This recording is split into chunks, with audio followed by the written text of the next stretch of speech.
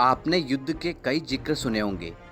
क्या उनमें कभी आपने सुना है कि कोई सेनानायक भारी भरकम हाथियों को लेकर पहाड़ पार करके युद्ध के मैदान में पहुंचा हो, वो भी कई सालों तक, हजारों किलोमीटर की यात्रा करते हुए? जी हाँ, ऐसा कारनामा करथोज के महान योद्धा व सेनानायक हन्निबल बरका ने किया था। हन्निबल बरका इतिहास में एक ऐसा नाम है जो एक निडर योद्धा के रूप में याद किया जाता है।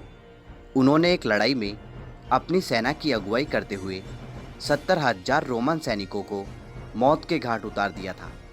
इनकी जांबाजी और दिलेरी की वजह से उस वक्त के शक्तिशाली रोमन साम्राज्य के शासक भी खौफ खाते थे। इन्हें रोम में सबसे अधिक नफरत करने वाले इंसान के रूप में देखा जाता है। ऐसे में करथोज राज्य के इस सेनानायक से जुड़े इतिहास के बारे में जानना बेहद दिलचस्प रहेगा। तो आइए करथागिनियन कमांडर हन्निबल बरका की जिंदगी से रूबरू होते हैं। हन्निबल बरका का जन्म 247 ईसा पूर्व उत्तरी अफ्रीका के करथोज में हुआ। इनके पिता हैमिलकर बरका कार्थागिनियन के महान जनरल थे। इतिहास में उनकी 3 बहनें व 2 भाइयों का जिक्र मिलता है। करथोज के पिता ने रोम के साथ पहला प्यूनिक युद्ध लड़ा, जिसमें उन्हें हार का सामना करना पड़ा। आगे इनके पिता ने रोमन साम्राज्य से बदला लेने के लिए अपने राज्य के विस्तार पर ध्यान केंद्रित किया। उन्होंने आसपास के क्षेत्रों को अपनी रणनीति व युद्ध की सफलता से अपने राज्य में शामिल करना शुरू कर दिया था। इस बीच एक बार उनके पिता स्पेन जा रहे थे। हन्निबल भी उनके साथ जाने की इच्छा जताई। तब उनके पिता ने आग जलाकर पानी को गर्म किया। उस गर्म पानी में हन्निबल का हाथ डलवाकर कसम खिलवाई कि वह रोम का मित्र कभी नहीं बनेगा।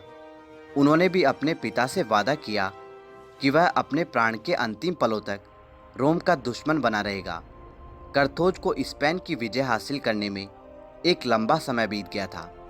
इस दौरान जब हन्निबल लगभग 18 साल के थे तो 229 ईसा पूर्व में उनके पिता की मौत हो गई।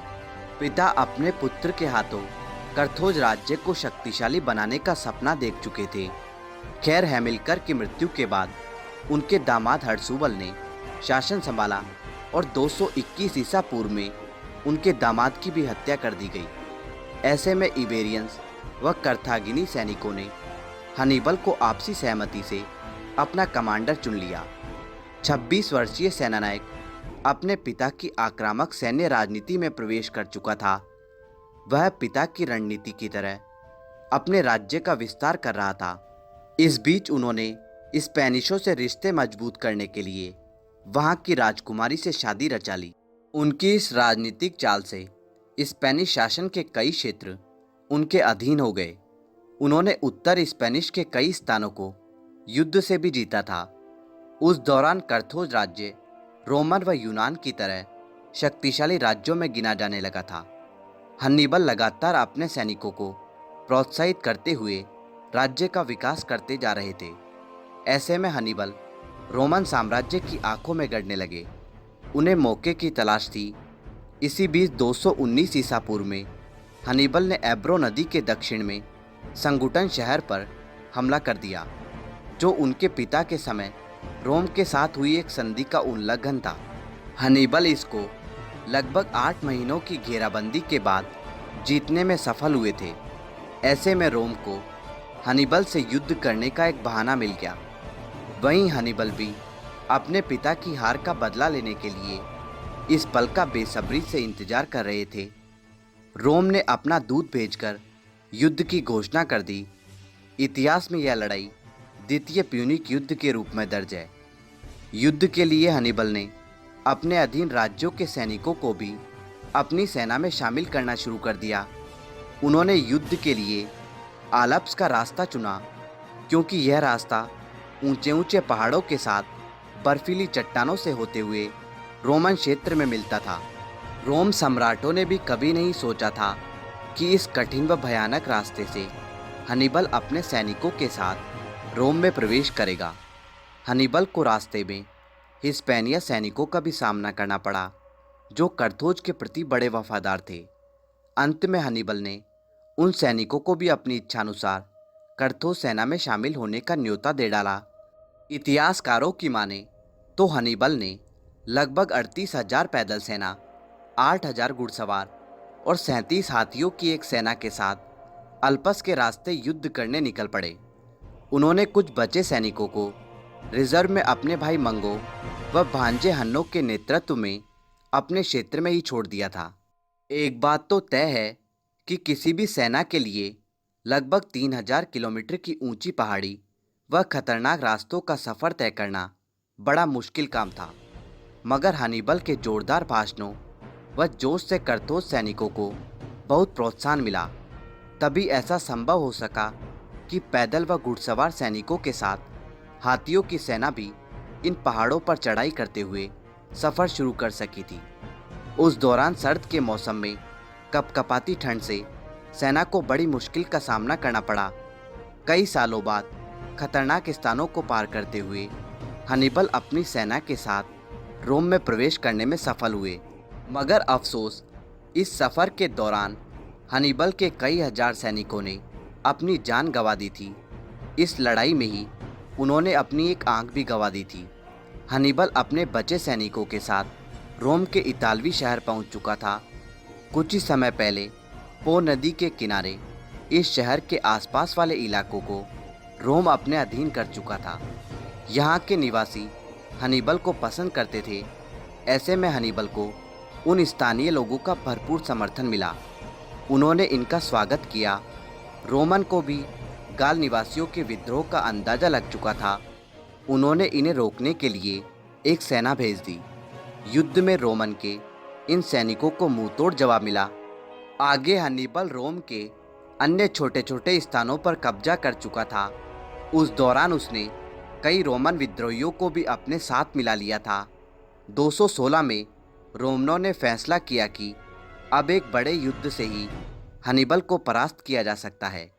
ऐसे में उन्होंने एक बड़ी सेना के साथ इतालवी तट के कन्नई क्षेत्र पर हनीबल की सेना पर आक्रमण कर दिया। हनीबल ने प्राचीन युग की उस लड़ाई में अपने अन्य रणनीतियों के साथ गुरिल्ला युद्ध की नीतियों को भी अपनाया। इसी के साथ ही अपने सैनिकों को लाजवाब भाषणों से प्रोत्साहित किया। हनीबल की इसी रणनीति के चलते रोमन साम्राज्य की एक बड़ी सेना को करारी हार का सामना करना पड़ा। आंकड़ों की माने तो इस युद्ध में एक तरफ जहां रोमन की लगभग 70,000 सैनिकों की मौत हो गई थी, इसी के साथ हजारों सैनिकों को बंदी भी बना लिया गया। वहीं दूसरी तरफ हनीबल के लगभग 6,000 सैनिकों की मौत हुई थी। इस जीत के बाद हनीबल ने रोमन के कुछ हिस्सों को अपने अधीन किया, क्योंकि इनके सैनिक थक चुके थे, जिसके चलते हनीबल ने कई सालों बाद वापस करथोज जाने का फैसला लिया। उन्होंने रोमन की ही धरती पर कई सालों तक सफल लड़ाई लड़ी थी। इस युद्ध में उन्होंने रोम के कुछ हिस्सों को अपने अधीन किया था। बहरहाल किसी भी शक्तिशाली राज्य में उन्हीं के घर में घुसकर हनीबल ने अपनी बहादुरी का परिचय दिया था। इस द्वितीय प्यूनिक युद्ध की जीत के बाद जमा की लड़ाई में हनीबल को हार का मुंह देखना पड़ा था, जो कि तृतीय प्यूनिक युद्ध के दौरान एक रोमन और करथोज के बीच की लड़ाई थी। इस युद्ध में हार की वजह उनके सहयोगी राज्यों का विद्रोह करना था। इसी लड़ाई के दौरान हनीबल बरखा ने रोमन साम्राज्य के समस्त आत्मसमर्पण न करते हुए जहर खाकर अपनी जान दे दी थी। इस तृतीय लड़ाई के दौरान रोमन सैनिकों ने करथोज राज्य को पूरी तरह जलाकर रख दिया था। इसके कुछ सालों बाद रोमनों ने ही इसे फिर से बसाया था, जो रोमन साम्राज्य का ही होकर रह गया।